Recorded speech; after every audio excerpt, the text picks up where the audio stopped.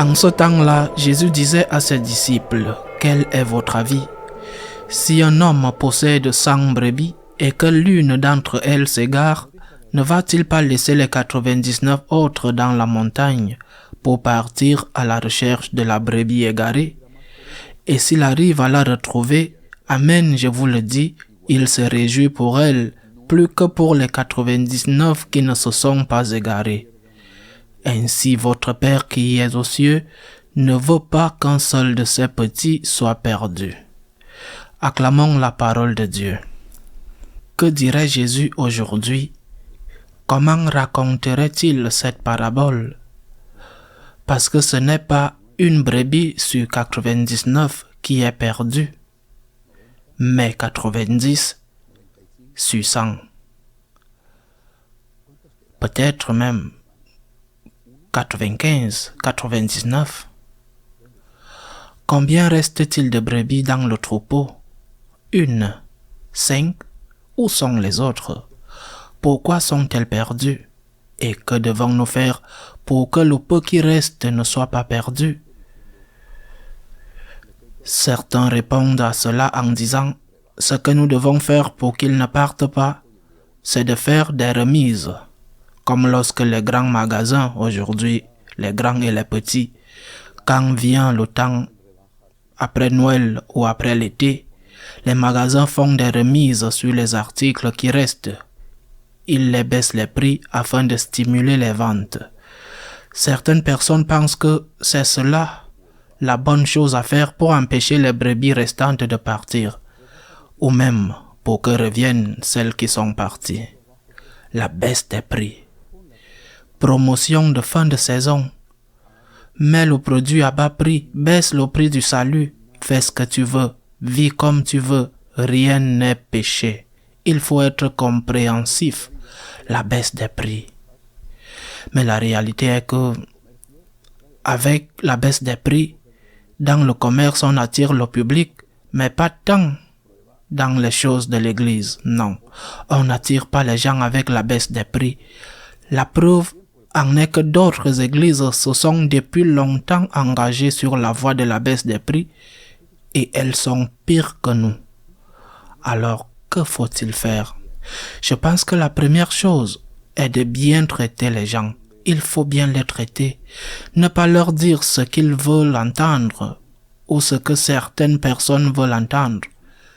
Que tout est permis, que peu importe si on fait l'une ou l'autre chose, qu'ils peuvent faire ce qu'ils veulent. Mais de bien les traiter, de les traiter avec gentillesse, avec affection, avec dévouement, sourire, être disponible. Combien de personnes ont quitté l'Église, non pas parce que la morale catholique était exigeante, mais parce que la personne qui parlait de cette morale, qui n'était même pas exigeante, était plutôt antipathique, voire grossier. Il faut bien traiter les personnes qui viennent avec gentillesse et affection, être à son service et ensuite expliquer pourquoi on dit ceci. Pourquoi nous disons par exemple que les personnes qui ne sont pas mariées et vivent en concubinage ne peuvent pas recevoir la communion? Pourquoi disons-nous cela? Parce qu'il faut recevoir la communion en état de grâce. Parce que c'est ainsi dans la Bible. Parce que c'est ainsi que l'Église a toujours enseigné. Parce que c'est ce que Saint Paul a dit. Et nous ne pouvons pas changer l'enseignement de Dieu. Mais tu es bienvenu. Tu es bienvenu dans l'Église. Tu es bienvenu dans les communautés, dans les groupes de prière. Tu es bienvenu. C'est ta maison. Le Seigneur t'aime. Mais tu ne peux pas faire ces choses parce qu'il faut être en état de grâce pour pouvoir recevoir la communion. Pourquoi ne pouvons-nous pas dire à un couple non marié, à un couple de jeunes qui vivent ensemble, des jeunes du même sexe ou de sexe différent, qui vivent ensemble sans se marier et qui ont évidemment des relations sexuelles, pourquoi ne pouvons-nous pas leur dire « C'est très bien, fais ce que tu veux ». Parce que le Seigneur ne nous a pas permis de leur dire. Au contraire, nous devons leur dire avec gentillesse, ceci est ta maison, c'est vraiment la maison de tout le monde. L'église n'est pas une maison d'élus. L'église n'est pas une maison pour les parfaits. L'église est la maison de tous les enfants de Dieu. Et s'il n'en était pas ainsi, si l'église n'était que pour les parfaits, il y aurait de la place pour très peu de gens, peut-être la Vierge Marie et personne d'autre. Mais cela ne signifie pas que tout le monde peut recevoir la communion. Tu es bienvenu, c'est ta maison, vraiment. Quel que soit ton état, quel que soit comment tu es, c'est ta maison, tu es bienvenu. Mais pour recevoir la communion, il faut être en état de grâce. Je crois que nous avons le devoir, aujourd'hui plus que jamais, de dire les choses avec clarté, mais de les dire avec charité. Une charité qui n'est pas incompatible avec la vérité. Une charité qui est une forme d'aimer, car dire la vérité avec amour est ce que les gens ont besoin d'entendre.